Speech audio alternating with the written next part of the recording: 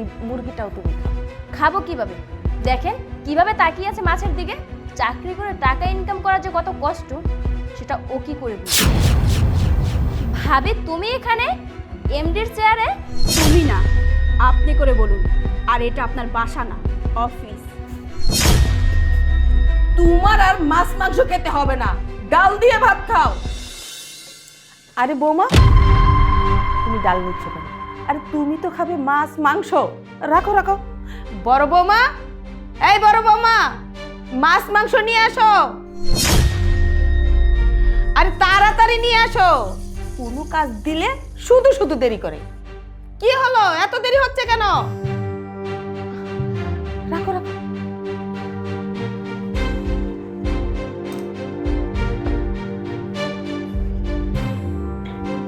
নাও মা, খাও, মজা করে খাও। এই নাও, এই মুরগিটাও তুমি খাও। শোনো বৌমা, তুমি অনেক কষ্ট করে চাকরি করো আর টাকা ইনকাম করো। তোমার এই কষ্টটা কেউ কি বুঝে? আরে মাছের মাথা, মুরগি এসব তো তুমিই খাবে। খাও বৌমা, খাও। হ্যাঁ মা, আপনি একদম ঠিক কথা বলেছেন। চাকরি করে টাকা ইনকাম করা যে কত কষ্ট সেটা ও কি করে বুঝবে? খাবো কিভাবে? দেখেন কিভাবে তাকিয়ে আছে মাছের দিকে। এই এইভাবে তাকিয়ে আসো কেন? হ্যাঁ, তোমার কি কোনো যোগ্যতা আছে যে এই মাছ মাংস খাওয়ার বা মাছ মাংস কিনে আনার? যাও এখান থেকে, রান্নাঘরে যাও। মা, তোমাকে একটা কথা বলি। এ বাসায় সংসারের খরচ তো আমিও দিই। বাসায় যদি ভালো কিছু রান্নাবান্না হয়, মাছ মাংস পোলাও কোরমা, সবই তোমার ছোট বৌমা আর ছোট ছেলেকে দাও। তোমার বড় বৌমাকে কিছু দাও। এই তোর বউ এই সংসারের জন্য কি করে? সামান্য একটু রান্না করে।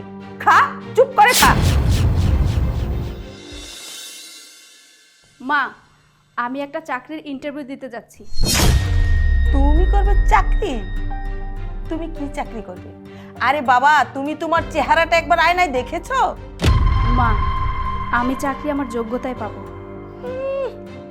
আবার যোগ্যতা দেখায়। হইছে ভাবি, তোমাকে আর কষ্ট করে চাকরি খুঁজতে হবে না। তুমি চাকরি পাইলে সর্বোচ্চ বুয়ার চাকরি পাবে। তার চেয়ে ভালো তুমি আমাদের বাসায় যেহেতু রান্না বান্নার কাজ করছো, এটাই করো।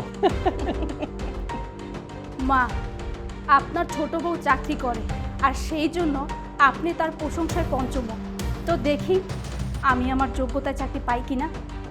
একটা চাকরি পেয়ে এসে তারপর আমাকে বলো তুমি যে কি এমন চাকরি পাও, সেটা আমি দেখবো। কি আর বলবো, আরে বাড়ির কাজ ঠিক মতো করতে পারে না, ও নাকি করবে চাকরি। আরে ওকে ভীমরতিতে ধরে। আসসালামু আলাইকুম ম্যাম। ওয়ালাইকুম আসসালাম। ভাবি তুমি এখানে এমডির চেয়ারে? তুমি না, আপনি করে বলুন। আর এটা আপনার বাসা না, অফিস। এবং আমি এই অফিসের এমডি। মানে? জি, আপনি ঠিকই শুনেছেন। আমার যখন বিয়ে হয় তখন আমার শাশুড়ির শর্ত ছিল আমি চাকরি করতে পারবো না। যেহেতু আমার কোম্পানি, এই জন্য আমি তার শর্তে রাজি হয়ে যাই। আমি লোক দিয়ে আমার কোম্পানি পরিচালনা করি। আর আপনি যে আমার কোম্পানিতেই জব করেন সেটা আমি আগে থেকেই জানতাম, আর সেটা আমি কাউকে বুঝতে দেইনি। আপনার ব্যবহারের জন্য আমি অফিসে আসতে বাধ্য হলাম, আপনাকে বুঝাতে যে আপনি আমারই অফিসের কর্মচারী। সরি ভাবি, আমার ভুল হয়ে গেছে, আমি বুঝতে পারিনি। না, এখানে আমি আপনার ভাবি না, আপনি আমার কর্মচারী আর আমি আপনার বস। দিন, ফাইলটা দিন। আপনি এবার আসতে পারেন, আর ঘন্টাখানেক পর আপনাকে ডাকছি। হ্যালো সাথী ম্যাম, আপনি এক্ষুনি আমার কেবিনে আসুন।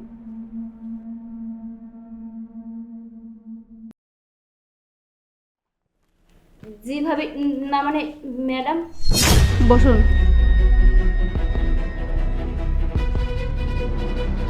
এই নিন, কালকে থেকে আপনাকে আর কষ্ট করে অফিসে আসতে হবে না। মানে কেন ম্যাডাম? আপনি বলেছিলেন না বাহিরের টাকা ইনকাম করা অনেক কষ্ট, আপনাকে আর কষ্ট করতে হবে না। এখন থেকে বাসা সামলান, আর বাসার সমস্ত খরচ আমি দিব। যান এবার, যান।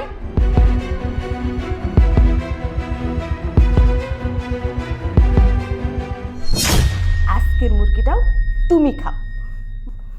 মা, আমি যেই কোম্পানিতে চাকরি করতাম সেই কোম্পানির মালিক আমাদের বড় ভাবি। কি? জি মা, আর ভাবি আমাকে চাকরি থেকে বহিষ্কার করেছে। তার মানে তোমার চাকরি নেই? তোমার আর মাছ মাংস খেতে হবে না, ডাল দিয়ে ভাত খাও।